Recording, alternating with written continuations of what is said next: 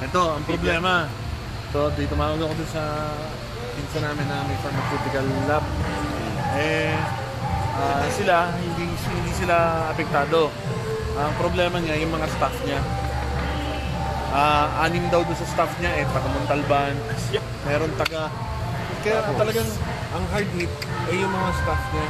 Kaya ang kanil daw relief operation yan, hindi sa ibang tao, hindi sa staff niya. Sila ay ano pa rin daw ngayon, tigil pa rin ang operation ng lab. At siguro in 3 or 4 days daw pagka medyo nag-normalize ang ano. Thank you. Saan kaya may over the counter na mura? Ang alam ko over the counter na mura yung Rose Pharmacy sa may tapat ng ano. Generic.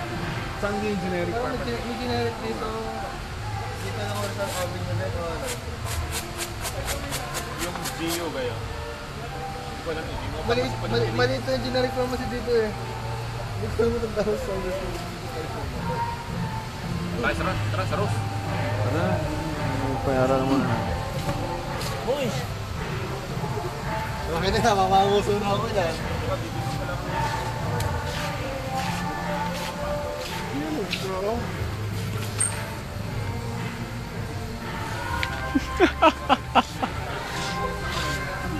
Go, Batas!